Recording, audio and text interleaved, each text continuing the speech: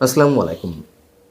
প্রিয় দর্শক, নিশ্চয়ই আপনাদের মনে থাকার কথা, অনেক আগে থেকেই আমি দুটি বিষয় বলে আসছি যে ভারত আওয়ামী লীগের জন্য যতটা সম্ভব করে যাবে এবং আওয়ামী লীগের বিকল্প হিসেবে ভারতকে বিএনপিকেই বেছে নিতে হবে।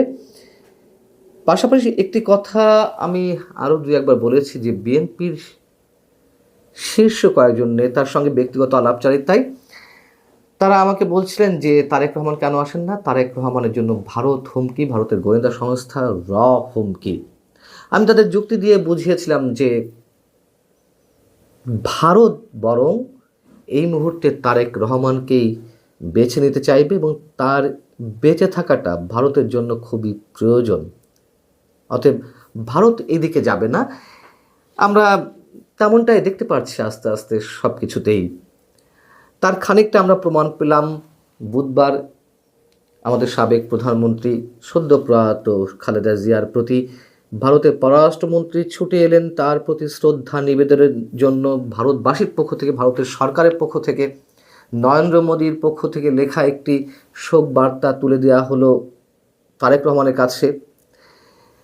এবং তারও আগে তারেক রহমানের নিরাপত্তার বিষয়টি ভারতের পক্ষ থেকে নিশ্চিত করা হয়েছে এমন গুঞ্জনও আমরা শুনতে পেয়েছি। পরবর্তীতে এসে আমরা দেখলাম শনিবার সকালে বিএনপির প্রতি ভারতের মনোভাব যে ক্রমেই আরও নরম এবং ইতিবাচক হচ্ছে তার আরও একটি উদাহরণ। সেটি হচ্ছে শনিবার সকালে ভারতের প্রতিরক্ষা মন্ত্রী রাজনাথ সিং তিনি দিল্লিতে বাংলাদেশের মিশনে ছুটে গিয়েছিলেন শুধুমাত্র খালেদা জিয়ার জন্য। দিল্লিতে আমাদের হাই কমিশনের যে শোক বই খোলা হয়েছে সেখানে মন্তব্য লেখার জন্য, তার প্রতি শ্রদ্ধা নিবেদনের জন্য। সেখানে গিয়ে তিনি কি লিখলেন? তিনি লিখলেন, প্রতিরক্ষা মন্ত্রী রাজনাথ সিং তিনি লিখছেন, ভারতের সঙ্গে বাংলাদেশের সম্পর্ক জোরদারে গুরুত্বপূর্ণ অবদান রেখে গেছেন সাবেক প্রধানমন্ত্রী খালেদা জিয়া। তার এই উল্লেখযোগ্য অবদান সব সময় স্মরণ করা হবে। পরে এই বিষয়টি তিনি আবার তার নিজের যে এক্স হ্যান্ডেল সেটিতে পোস্ট করেছেন।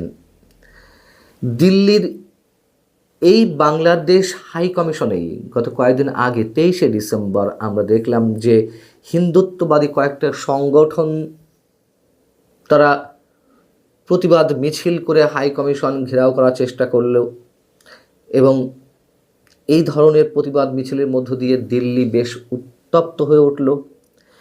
তারও দিন তিনেক আগে আমরা দেখলাম যে কয়েকজন বিক্ষোভকারী তারা হাই কমিশনের কমপ্লেক্সের মধ্যে অবস্থিত বাংলাদেশ রাষ্ট্রদূতের, মানে ওই কমপ্লেক্সের মধ্যে অবস্থিত বাংলাদেশ রাষ্ট্রদূতের যে বাসভবন, সেই বাসভবনের একেবারে সামনে চলে গেল। রাতের অন্ধকারে তারা স্লোগান দিচ্ছিলেন মুহুর্মুহু এবং হাই কমিশনকে প্রাণনাশের হুমকি দেওয়ারও অভিযোগ উঠেছিল। দু দেশের কূটনৈতিক সম্পর্ক যখন চরম তিক্ততার অবস্থায়, তার মাত্র কয়েকদিনের মধ্যে যেভাবে ভারতের প্রতিরক্ষা মন্ত্রী রাজনাথ সিং সেই হাই কমিশনে গিয়ে, মানে তার মতো একজন ভিভিআইপি সেই হাই কমিশনে গিয়ে খালেদা জিয়ার জন্য খোলা শোক বইতে তিনি মন্তব্য করেন এবং সেটি এবার তার এক্স হ্যান্ডেলে পোস্ট করেন। খালেদা জিয়ার স্মরণে শোক জ্ঞাপন করাটা যেমন একটা ইঙ্গিত, বিএনপির প্রতি স্পষ্ট একটা বার্তা আমরা ধরে নিতে পারি যে তারা বিএনপিকে চাইছে বা বিএনপি ক্ষমতায় আসছে, এই বার্তাও তারা দেওয়ার চেষ্টা করছে এবং বিএনপির পাশে রয়েছে। আবার হাই কমিশন প্রাঙ্গণে রাজনাথ সিংয়ের নিজের যাওয়াটা এই বার্তাও দিচ্ছে যে বাংলাদেশের দূতাবাসে তার সর্বোচ্চ নিরাপত্তা ব্যবস্থা নিশ্চিত করার একটা আশ্বাস ভারতের পক্ষ থেকে রয়েছে। তো ভারতের প্রধানমন্ত্রী আবার আরেকটি জিনিস আমাদেরকে খানিকটা বুঝিয়ে দিয়ে গেলেন। তিনি ঢাকায় এসে তারেক রহমানের সঙ্গে কথা বললেন, পাকিস্তানের পার্লামেন্টের স্পিকার আয়াজ সাদিকের সঙ্গেও নিজে থেকে করমর্দন করলেন। কিন্তু আমাদের প্রধান উপদেষ্টা ডক্টর মোহাম্মদ ইউনূসের সঙ্গে তিনি আলাদা কোনো বৈঠক করার প্রয়োজনীয়তা একেবারে উপলব্ধি করলেন না, অনুভব করলেন না।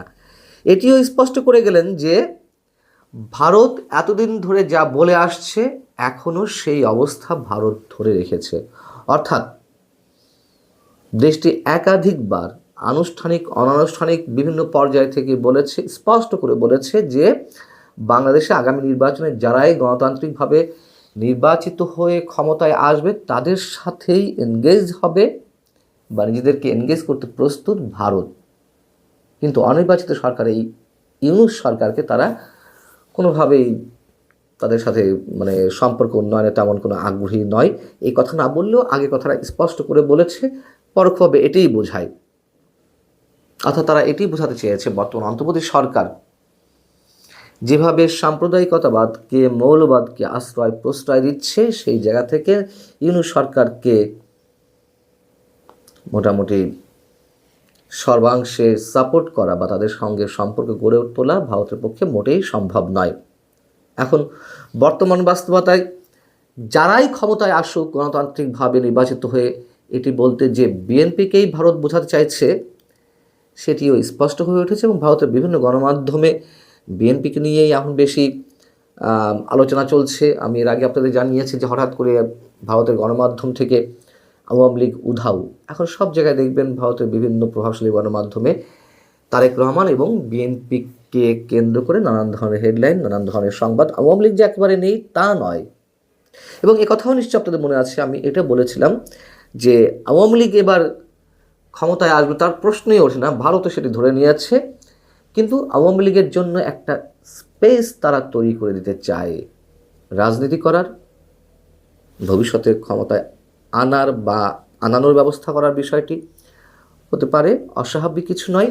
তার কারণ আওয়ামী লীগ ভারতের যেই সরকারই থাকুক না কেন তার অকৃত্রিম বন্ধু। অতএব তারেক রহমানের যে গ্র্যান্ড রিসিপশন, যথেষ্ট নিরাপত্তার সাথে তার মধ্যে বা তার সাথে ভারতের যে ইনভলভমেন্ট, পরবর্তীতে খালেদা জিয়ার প্রতি শ্রদ্ধা নিবেদনের জন্য ভারতের পররাষ্ট্রমন্ত্রী ছুটে আসা, ডক্টর মোহাম্মদ ইউনূসের সঙ্গে বৈঠক না করা, এবং তারপরে আবার রাজনাথ সিংয়ের এই উদ্যোগ, কি হতো না গেলে, আসছে তো তাদের একেবারে সরকারের উচ্চ পর্যায়ের প্রতিনিধি হিসেবে জয়শঙ্কর তো এলেন খালেদা জিয়ার অন্ত্যেষ্টিক্রিয়ায় অংশ নিতে। তারপরে রাজনাথ সিং না গেলে এমন কি হতো, তাই না? এটিও একটি বার্তা, একেবারে স্পষ্ট বার্তা। অতএব সেই জায়গা থেকে আগামী নির্বাচন হয়তো হওয়ার পথে, তারপরেও আমরা এখনও নিশ্চিত নই যে আদৌ হবে কিনা। আর কারণ এর সাথে আরও অনেক খেলা রয়েছে বাংলাদেশের অভ্যন্তরীণ শক্তিকে সামনে রেখে বহির্বিশ্বের। ভালো থাকুন সবাই, আল্লাহ হাফিজ।